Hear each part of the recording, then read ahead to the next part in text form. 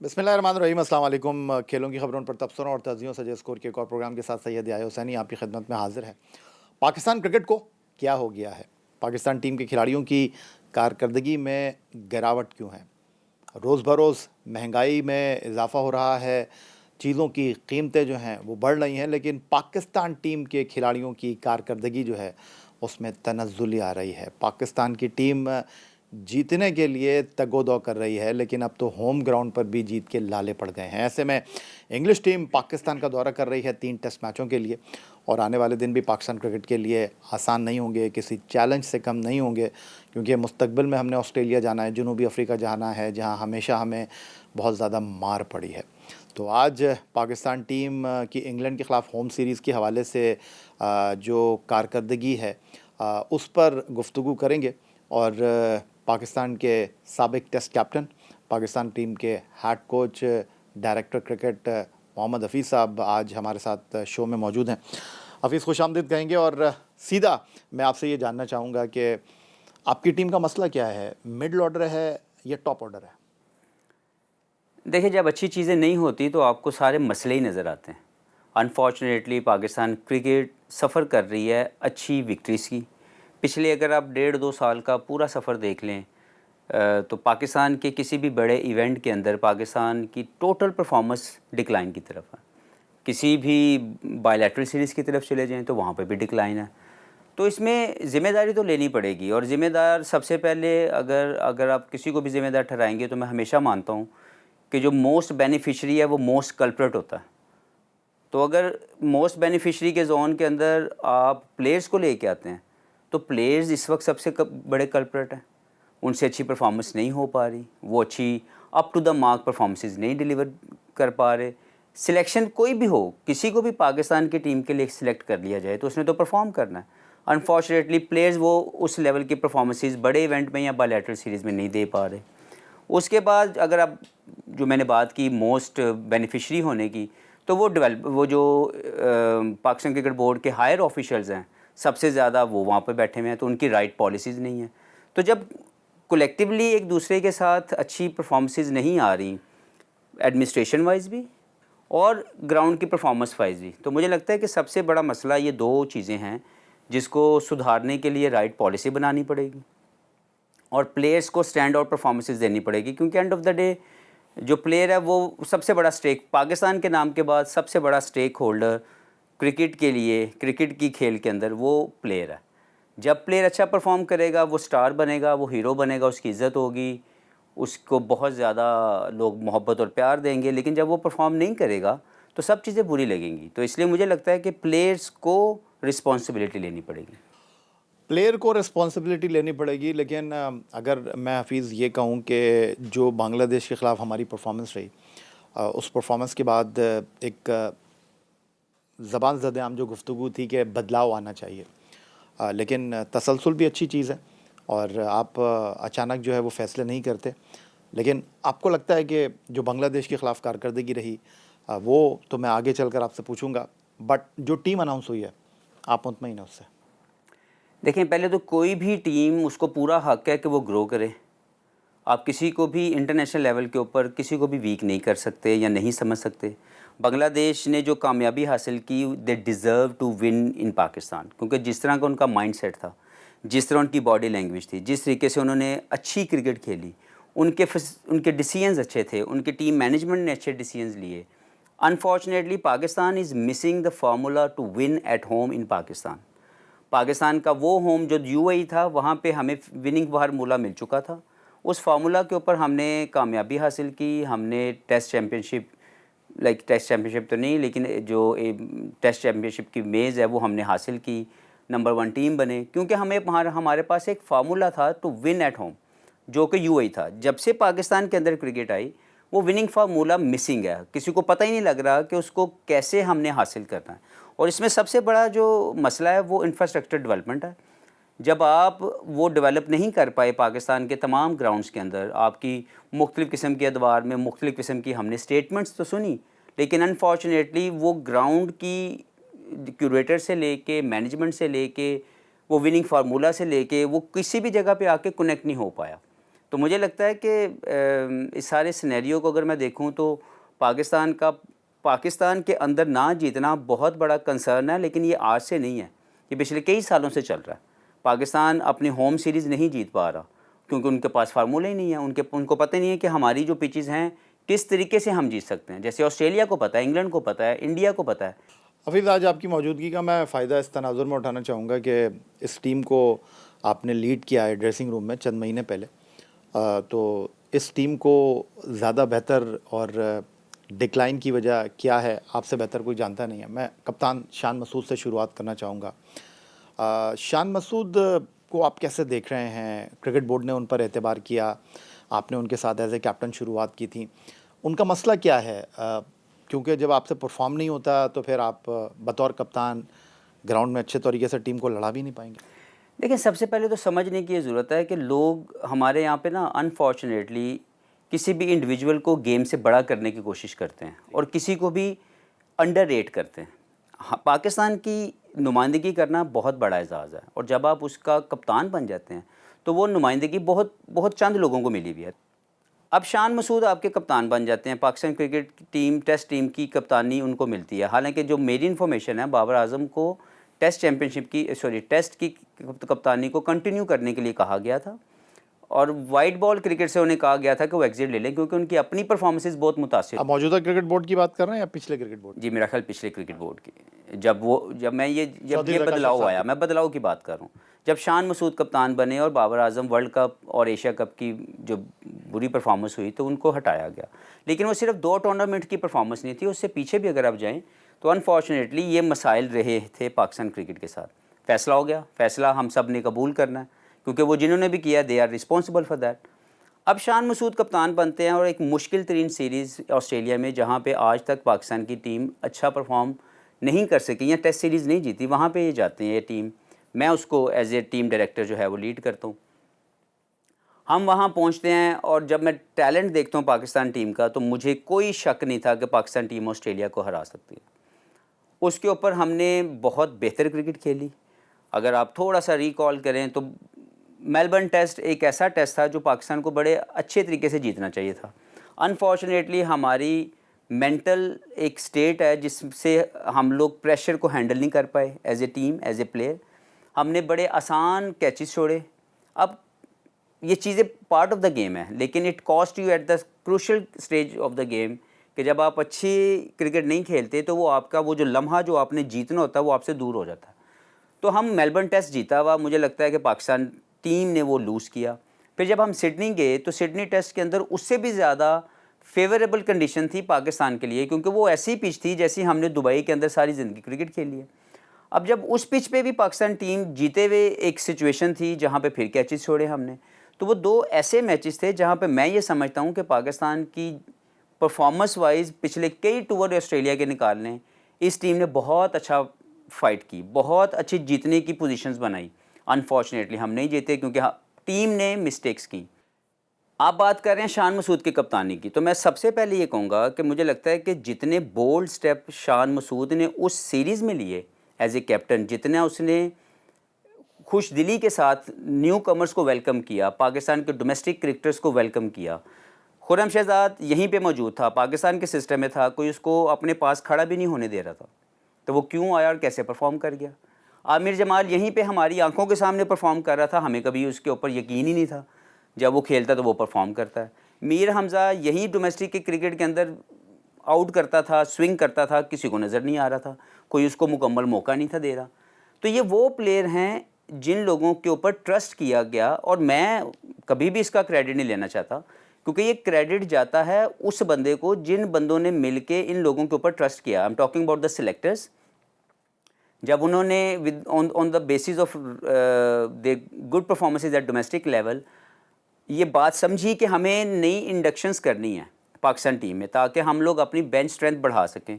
उसके बाद कप्तान जिसने ये बोल्ड डिसीजंस लिए कि मुझे ये इन प्लेयरों के ऊपर ट्रस्ट करना है। आपको क्या लगता है हफीज़, कामरान गुलाम की बात हो रही थी कि बांग्लादेश के ख़िलाफ़ उनको मौका नहीं मिल सका, चैम्पियंस कप में भी उन्होंने 2 सेंचुरियाँ लगाई स्कोर बोर्ड के ऊपर, लेकिन बांग्लादेश के ख़िलाफ़ ड्रेसिंग रूम में थे, लेकिन अब तो वो ड्रेसिंग रूम में भी नहीं होंगे, उनको कहा गया कि आप जाकर फर्स्ट क्लास क्रिकेट खेलें। तो आपको लगता है कि ये उनके साथ बहुत नाइंसाफ़ी है क्योंकि जब आपका अच्छा टाइम होता है तो उस फॉर्म को कैश कराना चाहिए। करना चाहिए। और यही चीज़ आप अपने सबसे बड़ी बात कि आप अपने सीजनल होम ग्राउंड पर खेल रहे हैं। देखें, यही बात आप अपने सीजनल प्लेयर को भी कह सकते हैं कि go back to the domestic and get your form right. ये ज़रूरी तो नहीं है कि आपके बड़े प्लेयर ने या आपके वो प्लेयर जिनको आप पसंद कर रहे हैं उन्होंने ईच एंड एवरी फेलियर के बाद आप उसको दोबारा चांस देंगे। और वो बंदा जो अपने आप को बार बार प्रूव किए जा रहा है by giving a good performance at the same level, उसको हम लोग अंडररेट किए जा रहे हैं। तो मैं हमेशा ये मानता हूँ कि आप अपने मेन प्लेयर को हमेशा बैक करते हैं और उसको रिस्पेक्ट करते हैं, उसकी एक्नॉलेजमेंट करते हैं, उसको अप्रिशिएट करते हैं। लेकिन अगर वो सही परफॉर्म नहीं कर पा रहा तो there is always a stage जहाँ पे आप अपने उस प्लेयर को भी कहते हैं कि go back to the domestic and perform there. Pakistan team के साबिक team director test captain Mohammad Hafeez आज के इस प्रोग्राम में हमारे साथ मौजूद हैं। एक ब्रेक लेंगे और ब्रेक के बाद प्रोग्राम को मज़ीद आगे बढ़ाएंगे।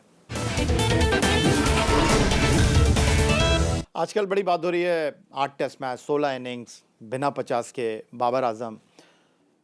बतौर ex test captain, ex team director, आपको लगता है कि नहीं इंग्लैंड की बड़ी टीम के ख़िलाफ़ आपको गो विद बाबर आजम, या आपको लगता है कि नहीं अब आपको वक्त आ गया कि थोड़ा सा बाबर आजम को आप वक्त दें?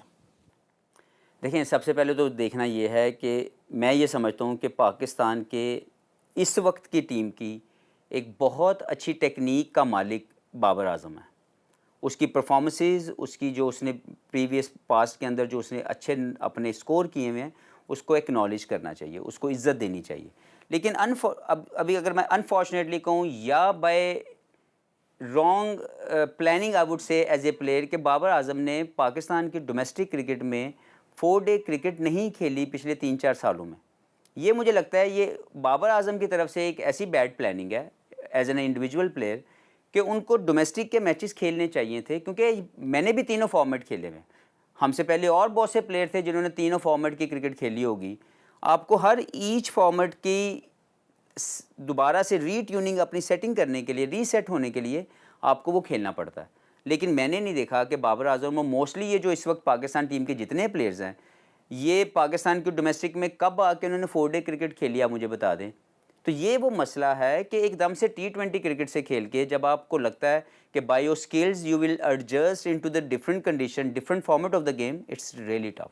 तो मुझे लगता है बाबर आजम के लिए फर्स्ट क्लास क्रिकेट में जाके परफॉर्म करना बाबर आजम के लंबे फ्यूचर के लिए ज़्यादा बेहतर होता। आपको लगता है ये गलत ये फैसला सोचना है? नहीं, देखिए, गलत सही को मैं बिल्कुल नहीं कह रहा। मैं कहना ये चाह रहा हूँ कि बाबर आजम खुद अगर ये फैसला करते कि मुझे डोमेस्टिक खेल के अपनी फॉर्म रीगेन करनी है इन 4 डे क्रिकेट, जब वो 4 डे क्रिकेट में कुछ 200 करेंगे, 300 करेंगे, तो ऑटोमेटिकली उनकी वो जो मसल मेमोरी है वो रीगेन होती है। लेकिन अगर आप T20 क्रिकेट और 1 डे क्रिकेट की इतनी बहुत आता है, वहाँ से आप सोचेंगे कि जब टेस्ट आएगा तो मैं टेस्ट भी खेल लूँगा। Same thing happen to Shaheen Afridi also. He also needs to work on his technique and tactics, क्योंकि 4 day cricket demands a lot of technique and tactics. तो अनफॉर्चुनेटली जो टेस्ट क्रिकेट का एक डिक्लाइन नज़र आ रहा है, उसमें हमारे जो मेन बड़े प्लेयर हैं, जो इस वक्त के सुपरस्टार हैं पाकिस्तान क्रिकेट के, उनका फर्स्ट क्लास क्रिकेट से दूरी पाकिस्तान की डिक्लाइन की सबसे बड़ी वजह। फर्स्ट क्लास क्रिकेट की डिक्लाइन ना जाना, फर्स्ट क्लास क्रिकेट में ना खेलना, उनकी परफॉर्मेंस में डिक्लाइन की वजह, बात तो समझ आती है। लेकिन इंग्लैंड के ख़िलाफ़ आप टेस्ट सीरीज़ खेलने के लिए जा रहे हैं। एक की फॉर्म का मसला है, दूसरे की फ़िटनेस का मसला है। मैं बात कर रहा हूँ शाहीन आफरीदी की, मैं बात कर रहा हूँ बाबर आजम की। तो आपको लगता है कि इस बड़ी सीरीज़ में हमको इन दोनों पर इन्हिसार करना चाहिए या कम से कम इनके ऊपर जो है वो दबाव रखना चाहिए? देखें, कोई गारंटी नहीं है कि आप किसी को खिलाओगे तो वो 100 करेगा और किसी को नहीं खिलाओगे तो वो परफॉर्म, लाइक अगर नहीं उसको मौका मिलता या यही खेलेंगे तो परफॉर्म करेंगे, कोई और लेकिन अभी खेलेगा तो तजुर्बा परफॉर्म भी नहीं कर तो कोई सकेगा। चीज़ होती है ना, आप किसी के ऊपर इन्वेस्ट करते हैं तो फिर आप बड़े मुकाबलों में उनके से उम्मीद करते हैं। बिल्कुल करते हैं, लेकिन ज़रूरी नहीं कि हर मैच शाहीन अफरीदी ने खेलना है, ज़रूरी नहीं कि हर मैच बाबर आजम ने भी खेलना है। जो भी प्लेयर पाकिस्तान के लिए खेल रहा है, फ़र्ज़ करें, मैं भी आपसे बात करता हूँ कि अगर फ़र्ज़ करें क्या हो जाएगा अगर डोमेस्टिक का बेहतरीन परफॉर्मर कामरान गुलाम ये टेस्ट सीरीज़ खेल ले, कुछ भी नहीं होगा। हो सकता है वो पाकिस्तान के लिए एक सुपरस्टार डेवलप हो जाए। यही बात जब आप सोचते रहेंगे तो ये सोचते रहते तो कभी भी वसीम अकरम अपना पहला मैच ना खेल पाते, अगर ये सोच होती तो वक़ार यूनुस अपना पहला मैच ना खेल पाते। यही मैं आप अभी अगर मैं रिसेंटली मिसाल दे दूँ तो खुर्रम शहज़ाद यहीं का प्लेयर था, उसको कोई खिला के राज़ी नहीं था, यहाँ डोमेस्टिक में परफॉर्म करता था। जब उसको मौका मिला तो हमने देखा कि वो क्या कर सकते हैं। आमिर जमाल को मौका मिला, हमें लगा कि वो मैन ऑफ द सीरीज़ बनने वाला था वहाँ पे ऑस्ट्रेलिया के अंदर। तो समझने की ये ज़रूरत है कि कोई गारंटी नहीं है कि आप जिन प्लेयरों के बारे में सोचते हैं वही प्लेयर्स परफॉर्म करेंगे। तो फ़ैसला ये लेना है, जैसे अभी रिसेंटली मुझे पता लगा कि आखिरी टेस्ट मैच के अंदर हमारे 2 फास्ट बॉलर नसीम और शाहीन दोनों को वर्कलोड की वजह से आखिरी मौके के ऊपर फ़ैसला किया गया कि वो नहीं खेल रहे। मुझे ये लगता है कि वर्कलोड ज़रूर मैनेजमेंट होनी चाहिए। वही प्लेयर अगले 2 दिन के बाद जाके चैंपियंस कप के सारे मैच खेल रहे थे, तो वो वर्कलोड का तो इसका मतलब मसला ही नहीं था, वो मसला आपने उनको ड्रॉप किया था। तो वो जो बात आपने करनी है वो ओपनली करनी चाहिए ताकि प्लेयर भी उसको उसको रिसीव करे विद ओपन हैंड्स। और अगर कोई चैलेंज करे आपको, इंटरनेशनल क्रिकेट में हमेशा कोच या जो मैनेजमेंट होती है वो आपको चैलेंज करती है और आप उस चैलेंज का जवाब अपनी बेहतरीन परफॉर्मेंस से देते हैं। तो मुझे ये लगता है कि एज ए प्लेयर अगर उनको ये कहा जाता है कि आप ड्रॉप हो रहे हैं, वो उनके लिए ज़्यादा बेहतर होता, ना कि एक ऐसी बात कर देना जो बाद में समझ ना आए कि आप इतने बड़े मैच में जहाँ पे आप सीरीज़ हार सकते थे बांग्लादेश से, आपने उसमें उनको वर्कलोड मैनेजमेंट के ऊपर कह के उनको रेस्ट करवा दिया और 2 दिन के बाद वो सारे जो वनडे कप था वो पूरे का पूरा खेल बातें रहे थे। तो बहुत सारी नहीं समझ आ रही। एक तरफ कहा गया कि चैंपियंस कप के जो परफॉर्मर हैं उनको जो है वो अहमियत दी जाएगी, फ़ौक़ियत दी जाएगी। लेकिन जैसे ही टेस्ट टीम का अनाउंसमेंट हुआ इंग्लैंड के ख़िलाफ़, आपने विथड्रॉ कर लिया अपने खिलाड़ियों को कि जी जो खिलाड़ी टेस्ट सीरीज़ के लिए अनाउंस हुए हैं उनको ना खेलने दिया जाए। आप कह रहे हैं कि जो भी बातें क्लैरिटी के साथ करनी चाहिए। आपने उनको रेस्ट के नाम पर जो है वो उस टूर्नामेंट से विथड्रॉ कर लिया। आप ये भी तो कह सकते थे कि भाई हमने टेस्ट सीरीज़ के लिए इनको इसलिए विथड्रॉ किया है कि खुदा न खास्ता अगर कोई इंजरी हो जाए तो वो ज़्यादा मसाइल का सबब ना बने। देखें, पहले तो बहुत सी ऐसी चीज़ें हो रही हैं या हो जाती हैं जिसका कोई मकसद समझ नहीं आता। इस टूर्नामेंट को करवाने के ऊपर बड़े-बड़े दावे किए जा गए कि जी ये गेम चेंजर होगा। ये वैसे ही दावे हैं जैसे सर्जरी एक दावा था। ये वैसा ही एक दावा है जैसे पिछले चेयरमैनों ने मुख्तलिफ़ किस्म के अपने जो हैं वो स्टेटमेंट दे के इंडिया पाकिस्तान के साथ जो है वो 10 बायलैटरल सीरीज़ खेलेगा, ये भी एक दावा था, आज तक नहीं हुई। पाकिस्तान के अंदर जो है वो ऑस्ट्रेलियन पिचेज़ आ जाएंगी, आज तक नहीं आई।